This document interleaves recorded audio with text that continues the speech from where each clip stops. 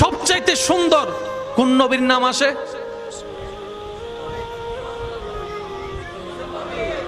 কোন নবীর নাম সবার সুন্দরের ভিতরে যখন বলে ইউসুফ আলাইহিস ইসলামের নাম আসে না নাই?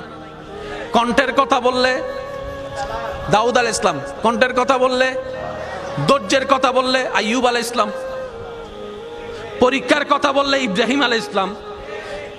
সব গুণে আছে, কিন্তু একটা ফুটে উঠেছে।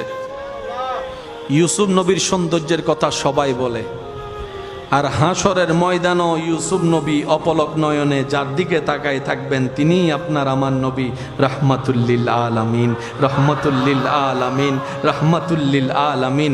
আশিক বলে সবসে আলা ওয়ালা हमारा नबी, सबसे बाला वाला हमारा नबी, अपनी मौला का प्यारा हमारा नबी, दोनों आलम का दूल्हा हमारा नबी।